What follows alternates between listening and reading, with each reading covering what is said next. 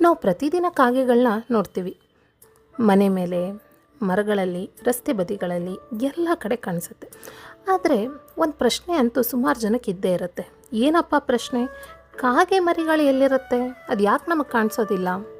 ನಮಸ್ಕಾರ ಸ್ನೇಹಿತರೆ, ಕನ್ನಡದಲ್ಲಿ ಕಲಿಯೋಣ ಚಾನಲ್ಗೆ ಸ್ವಾಗತ. ಇವತ್ತಿನ ವಿಷಯ ಕಾಗೆ ಮರಿ ನಮ್ಗೆ ಯಾಕೆ ಕಾಣಿಸೋದಿಲ್ಲ ಅಂತ. ಕಾಗೆಗಳು ತಮ್ಮ ಮರಿಗಳನ್ನ ತುಂಬ ಜಾಗರೂಕತೆಯಿಂದ ಕಾಪಾಡ್ಕೊಳ್ತವೆ. ಅವು ಗೂಡನ್ನು ಸಾಮಾನ್ಯವಾಗಿ ಎತ್ತರದ ಮರಗಳ ಮೇಲ್ಭಾಗದಲ್ಲಿ, ಜನರು ಕಡಿಮೆ ಓಡಾಡುವ ಜಾಗದಲ್ಲಿ, ದಟ್ಟ ಎಲೆಗಳ ಮಧ್ಯ ಕಟ್ಟುತ್ತೆ.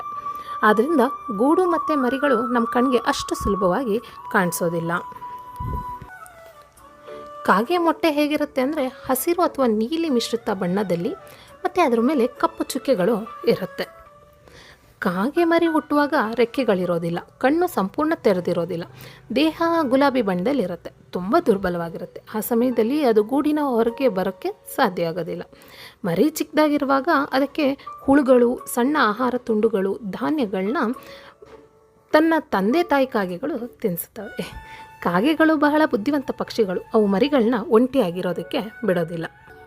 ಇನ್ನು ಮರಿ ಕಾಗೆಗಳು ನಮ್ಮ ಕಣ್ಣಿಗೆ ಯಾಕೆ ಕಾಣಲ್ಲ ಅಂತ ಅಂದರೆ, ಸುಮಾರು 4-5 ವಾರಗಳ ನಂತರ ಗೂಡಿನಿಂದ ಅವು ಹೊರಬರುತ್ತೆ.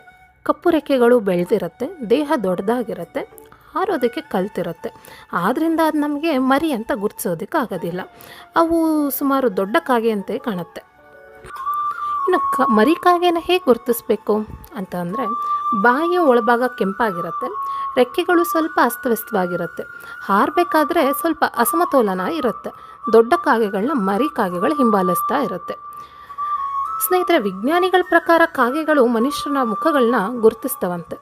ಒಳ್ಳೆಯವರು ಕೆಟ್ಟವರು ಅಂತ ನೆನಪಿಡುತ್ತಂತೆ. ಅಪಾಯ ಕಂಡ್ರೆ ಗುಂಪಾಗಿ ಎಚ್ಚರಿಕೆ ಕೊಡುತ್ತವೆ. ಇದರಿಂದ ಮರಿಗಳು ಸುರಕ್ಷಿತವಾಗಿಡೋದಕ್ಕೆ ಸಹಾಯ ಆಗುತ್ತೆ. ಕೆಲವೊಮ್ಮೆ ಕೋಗಿಲೆ ತನ್ನ ಮೊಟ್ಟೆಗಳನ್ನ ಕಾಗೆಗೂಡಿನಲ್ಲಿ ಇಡುತ್ತೆ. ನಂತರ ಕಾಗೆಯ ಕೋಗಿಲೆ ಮರಿಗಳನ್ನ ಸಾಕುತ್ತೆ. ಇದೊಂದು ಆಸಕ್ತಿದಾಯಕ ವಿಷಯ ಅನಿಸುತ್ತೆ. ಸ್ನೇಹಿತರೆ, ಕೊನೆಯದಾಗಿ ಏನು ಹೇಳಬೇಕಂದ್ರೆ, ಕಾಗೆ ಮರಿಗಳು ನಮಗೆ ಕಾಣಿಸೋದಿಲ್ಲ. ಅದೊಂದು ರಹಸ್ಯ ಅಂತ ಏನಿಲ್ಲ. ಸುರಕ್ಷಿತ ಗೂಡಿನಲ್ಲಿ ಇರುತ್ತೆ, ಬೇಗ ಬೆಳೆಯುತ್ತೆ, ಹೊರಗೆ ಬರುವಾಗ ದೊಡ್ಡದಾಗಿ ಕಾಣುತ್ತೆ. ಹಾಗಾಗಿ ಮರಿ ಕಾಗೆಗಳು ನಮ್ಮ ಕಣ್ಣುಗಳಿಗೆ ಕಾಣಿಸ್ಕೊಳ್ಳೋದಿಲ್ಲ.